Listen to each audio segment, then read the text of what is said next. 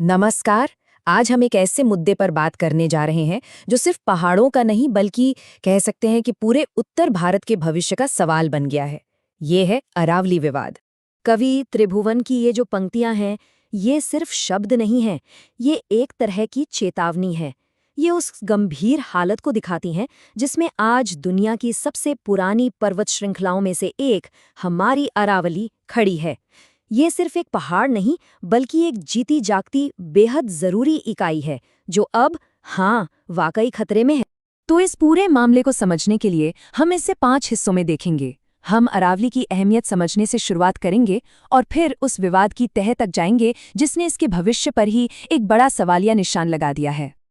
देखिए, इस पूरी बहस को समझने के लिए सबसे पहले ये जानना जरूरी है कि अरावली आखिर है क्या और हमारे लिए, आपकी मेरी जिंदगी के लिए ये इतनी महत्वपूर्ण क्यों है। ये कोई मामूली पहाड़ नहीं है। जरा सोचिए, अरावली तब से है जब धरती पर जीवन बस शुरू ही हो रहा था। इसकी उम्र है लगभग 1.5 अरब साल। ये हिमालय से भी कहीं कहीं ज्यादा पुरानी है। तो समझ रहे हैं, ये सिर्फ चट्टानों का ढेर नहीं बल्कि उत्तर भारत के लिए एक लाइफ सपोर्ट सिस्टम है। ये वो दीवार है जो थार रेगिस्तान को हमारे शहरों तक आने से रोकती है। ये वो स्पंज है जो जमीन के नीचे पानी भरता है और ये दिल्ली एनसीआर के लिए फेफड़ों की तरह काम करती है जो हवा को साफ करती है। तो अब आते हैं इस विवाद के बिल्कुल सेंटर में। हुआ ये है कि सुप्रीम कोर्ट ने अरावली पहाड़ी की एक नई, एक यूनिफॉर्म परिभाषा को मान लिया है और बस इसी एक फैसले ने सारी बहस छेड़ दी है। तो विवाद की असली जड़ क्या है? ये बड़ी सीधी सी लगने वाली परिभाषा। अब कानून की नज़र में किसी पहाड़ी को अरावली तभी माना जाएगा जब वो अपने आसपास की जमीन से कम 100 मीटर ऊंची हो। बस यही 100 मीटर का जो आंकड़ा है, यही पूरे विवाद का केंद्र है। और इस परिभाषा का असर क्या हो सकता है? यहीं पर एक चौंकाने वाला आंकड़ा सामने आता है। एक्सपर्ट्स का कहना है कि राजस्थान की लगभग 90% अरावली पहाड़ियां इस 100 मीटर की शर्त को पूरा ही नहीं करती। तो इसका मतलब क्या हुआ? इसका मतलब ये कि वो कानूनी सुरक्षा के दायरे से बाहर हो सकती हैं और माइनिंग और रियल एस्टेट के लिए खुल सकती हैं। अब इस एक परिभाषा ने 2 बिल्कुल अलग-अलग कहानियों को जन्म दे दिया है। एक तरफ है तबाही का डर और दूसरी तरफ है सरकार की सफाई। तो चलिए दोनों पक्षों की दलीलें समझते हैं। तो यहाँ पर जो मूल असहमति है वो बिल्कुल साफ है।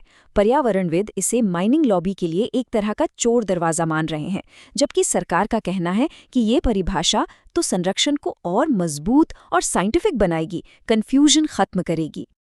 देखिए, एक्सपर्ट्स के मुताबिक अगर इस परिभाषा का गलत इस्तेमाल हुआ तो नतीजे बहुत भयानक हो सकते हैं।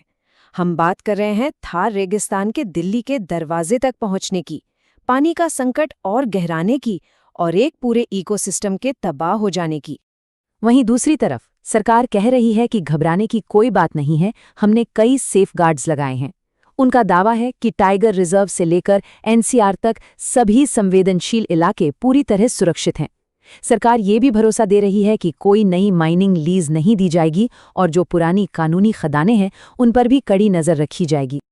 लेकिन सवाल ये उठता है कि सरकार के इन आश्वासनों के बावजूद इतना गहरा शक क्यों है? इसका जवाब हमें मिलता है पुराने रिकॉर्ड में, यानी नियमों को लागू करने में जो विफलता हुई है उसके इतिहास में। ये नंबर 31 यही उस अविश्वास की जड़ है। साल 2018 में सुप्रीम कोर्ट को बताया गया था कि राजस्थान में अरावली की 31 पहाड़ियां अवैध खनन की वजह से पूरी तरह गायब हो गईं, जैसे वो कभी थी ही नहीं। तो सवाल यही है कि जब पहले से बने कानून उन्हें नहीं बचा सके तो सिर्फ एक नई परिभाषा क्या कर ले? और इस विवाद के बीच में डेटा भी है। एक्टिविस्ट्स का आरोप है कि फॉरेस्ट सर्वे ऑफ इंडिया यानी एफएसआई की एक इंटरनल रिपोर्ट है जिसके मुताबिक 90% से ज्यादा पहाड़ियां इस नई परिभाषा से बाहर हो जाएंगी और इसीलिए वो मांग कर रहे हैं कि इस रिपोर्ट को पब्लिक किया जाए ताकि सच सबके सामने आ सके। तो अब यहाँ से आगे क्या होगा? अरावली का भविष्य कुछ बहुत ही जरूरी अगले कदमों पर टिका है। इन्हीं से तय होगा कि ये परिभाषा इसे बचाने का जरिया बनती है या इसके विनाश का। तो असली परीक्षा तो अब शुरू होगी। कागज पर परिभाषा तो बन गई है, लेकिन अरावली बचेगी या नहीं, ये इस बात पर निर्भर करेगा कि जमीन पर नियमों को कितनी पारदर्शिता से और कितनी सख्ती से लागू किया जाता है। और आखिर में बात यही है जो पर्यावरणविद लगातार कह रहे हैं कि अरावली को आप मीटर और फीट में नहीं नाप सकते। ये एक जीता जागता, सांस लेता हुआ सिस्टम है जहां हर पहाड़ी, हर पेड़, हर नाला एक दूसरे से जुड़ा है। इसे टुकड़ों में नहीं बल्कि एक पूरी इकाई की तरह देखना होगा। ये बात हमें याद दिलाती है कि आज जो फैसले लिए जा रहे हैं उनका असर दशकों तक नहीं बल्कि सदियों तक रहेगा। प्रकृति का संतुलन एक बार बिगड़ जाए तो उसे वापस ठीक करना लगभग नामुमकिन होता है। तो अंत में सवाल वहीं का वहीं खड़ा है, क्या ये नई परिभाषा अरावली के लिए एक वैज्ञानिक सुरक्षा कवच बनेगी या फिर ये अनजाने में उसकी तबाही का एक कानूनी रास्ता खोल देगी? इसका जवाब सिर्फ आने वाला वक्त ही नहीं बल्कि आज हमारे लिए गए फैसले देंगे।